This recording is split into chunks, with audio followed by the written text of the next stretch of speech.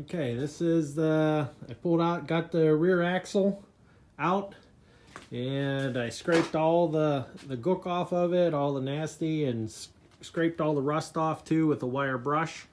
I have it hanging from a chain right now, but this is what I've core sealed the whole thing. So I haven't, it's just primer with core seal. So the whole thing, there's some writing there. And there's some more writing up here. I think this stamps here, it kind of tells you what number it is what kind of gearing's in it, but it's just a stock gearing, it's nothing fancy. So the only maintenance part I did on this was I changed the end seal here. It's inside here. And what you have to do is you take this nut off, and then you take the flange off, and this, what's called a mud guard goes here, and behind there is the seal. I didn't film any of this, but you can see videos of people doing it. Somewhere, do a search for it. But what I did is I replaced the flange part, and I'll show you here. This is the original one that I took out, and you can see the mud guard here. It hammers on and it stays in there. But this is the piece that's inside of the differential. But the reason why I replaced it, which a lot of guys do replace it, is right here. You see that's where that oil seal rides on, right here. And you can see how that's all chewed up. It's rusted. It's even got a big groove in it and everything. So what they do is they just replace this whole piece, which really wasn't too much for this and this, both the parts.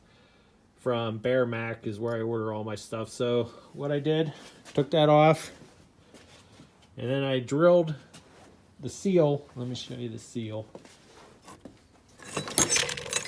Instead of taking apart the whole differential, I drilled holes in here, and I pulled the seal out with a screw.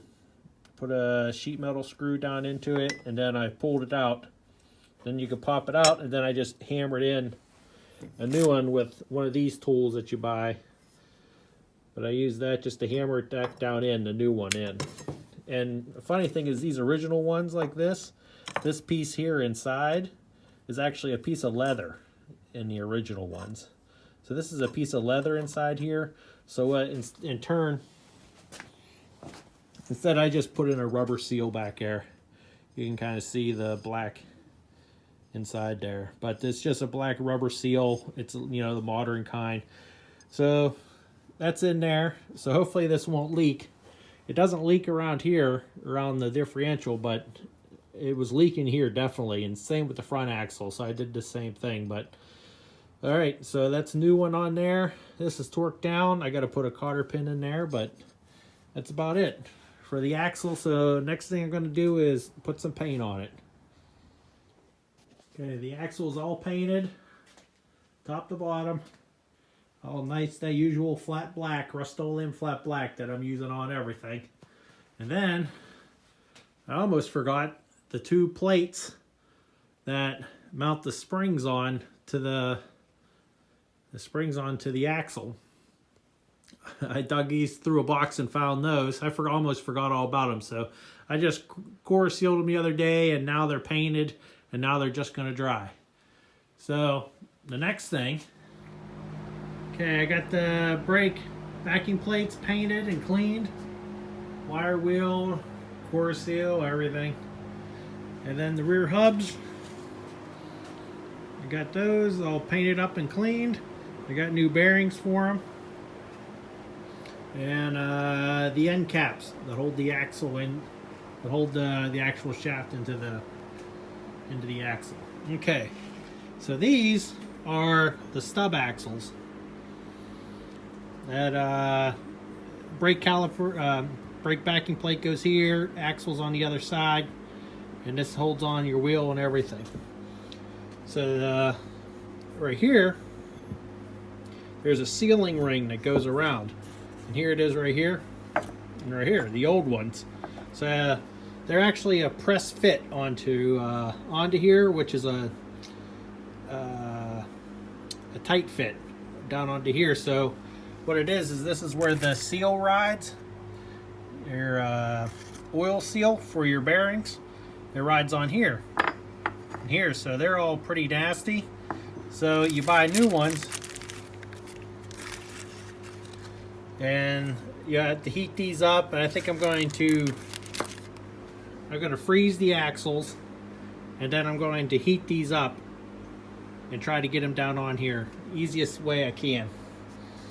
So to get them off, to get the rings off, there's one way of doing it, which is you drill 2 holes on the end there, and you just kind of take a sharp punch, and you keep smacking it and hitting it, and then it loosens up this ring on the inside a little bit, just enough, and it'll slide right up and off. It'll slide off with a chisel and come right off. So that's one way, which is the easiest way. It came right off. That was really super easy. But I thought, well, what about if I try to cut it with a angle grinder and a cutter? So I cut down into it quite a bit on an angle going down into it. So it ends up, I had to pound like crazy to get this thing off. It was sitting here, and I had to keep hitting it, and then it finally came off. Where this way, with the holes, I hit it straight onto it, a little bit on an angle, and it just kind of went, poop, popped right off. So it spread it wide enough just so it can get right off of there. Okay, so the next step is going to be getting these onto here for the sealing rings. Since we're leading up to that, is the springs themselves. The rear springs, they go onto the back of the truck here. So I'll show you a little bit more of those. Okay, here are the springs. They're going on the rear, and I'm going to go over some of the hardware. So this brand is our GB springs that you can find them online, but you're going to have to like go to their website to actually order them. And they're also the same ones I got put on the front, but they're called GB springs. So the springs came with new shackles, new U-bolts to mount them.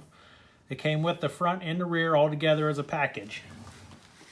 So the other pieces and parts that make it hang, I actually Land Rover parts catalog. So what I did is I just punched in the number, and I wrote that on there myself, but you punch in the number, it'll come up the Land Rover number, which is, this is the rear inner one, 537685. So if you have a Land Rover parts catalog that has every single part for a Land Rover, you punch that into their website and it'll come up. And I know it says BritPart, I don't want to hear it. But anyways, so the rear ones, the rear inner one is, these are the rear shackles that hold it. So the rear inside one is actually threaded on the inside. See the threads there? Then the 2 outer ones. Now the 2 outer ones,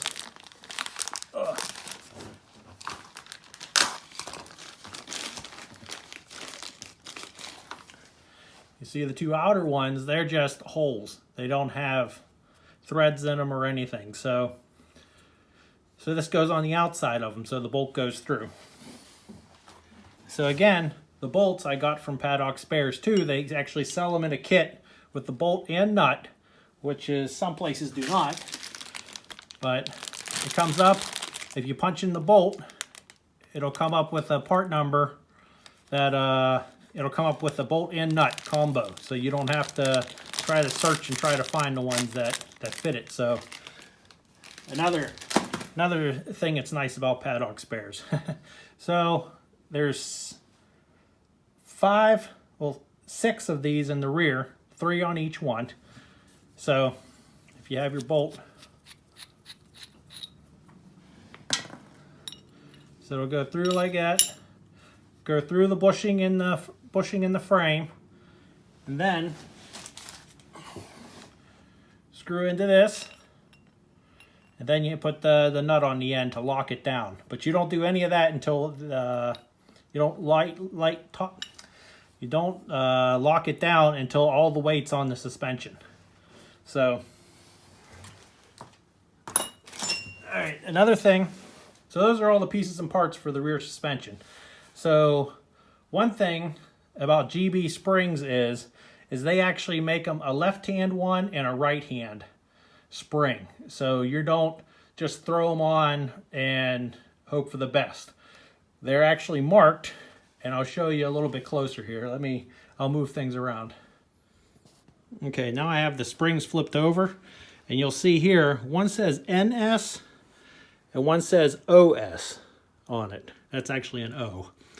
But I'll flip them over and show you closer, but NS goes on the near side, is what the British call it, I guess. The near side, which would be the near side of the curb. O side is the opposite side or other side of the near side. And the difference is that the OS actually has more of a bow in it, and the NS has less of a bow in it. Because this is the way that I'm basically saying it, is that OS goes on the driver's side. NS goes on the passenger side. So I'll flip them over and I'll show you the difference in height in 1 second, but OS has a higher arc to it. So the reason why is that when the driver's in there all the time, it doesn't get that lean, the driver's side lean, which they call the bachelor lean, because if you're in a car all the time by yourself all the time, you're a bachelor, in quotes. So that's why they call it the bachelor lean. So since GB springs and Land Rover originally made them that have a left side and a right side, or driver side, passenger side. So it's when you go to buy parabolic springs like this, make sure you order good quality ones so you don't get that. Because if you just buy BritPart ones, they don't do left and rights. They just make 2 rears, 2 fronts, and that's it. So after a period of time, you're going to get that lean.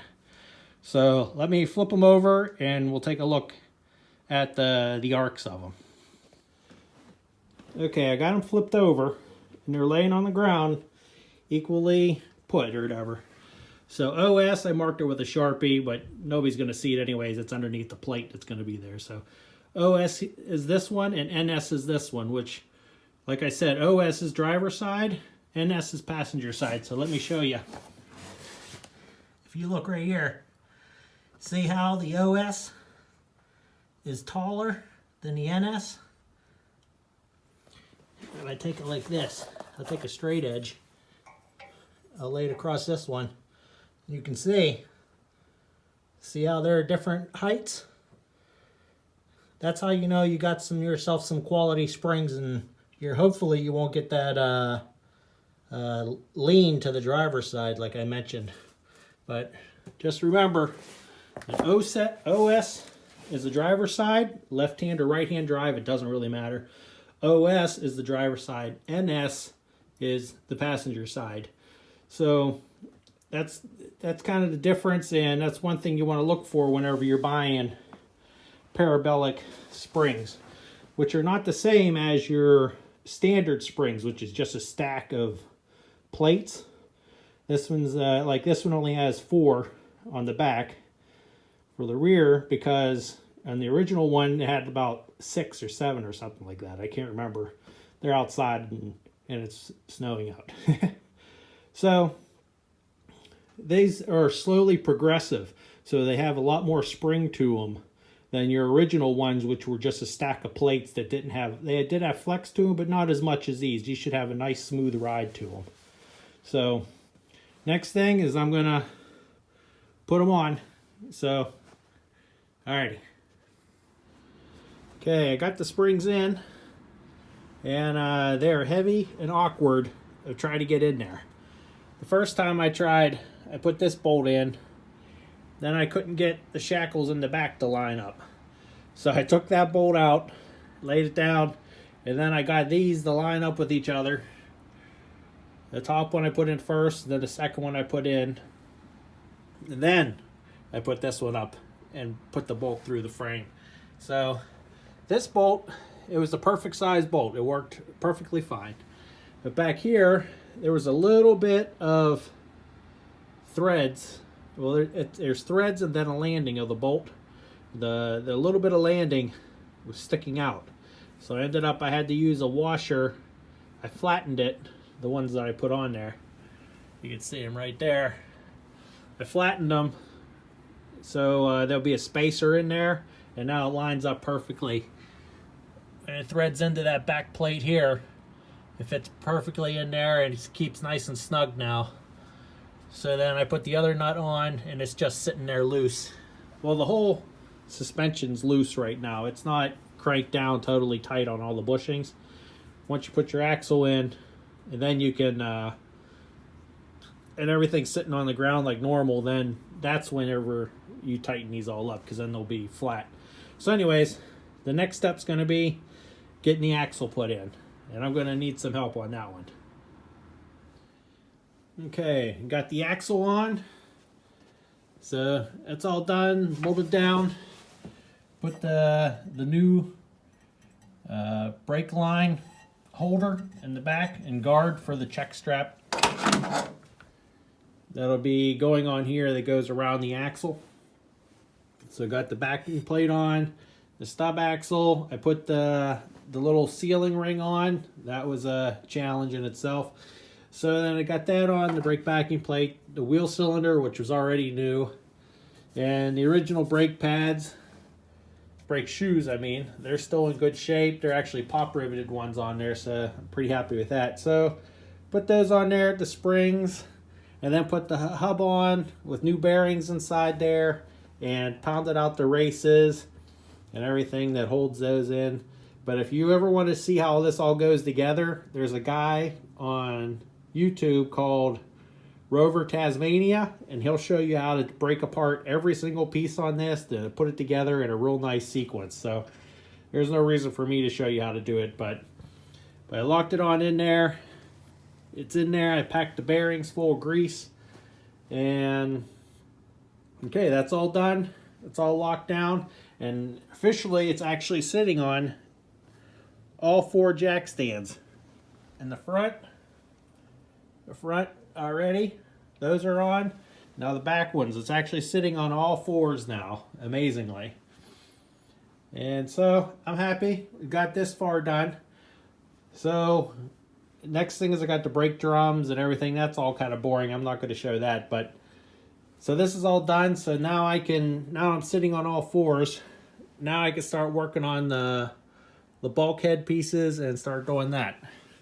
Alrighty. Thank you.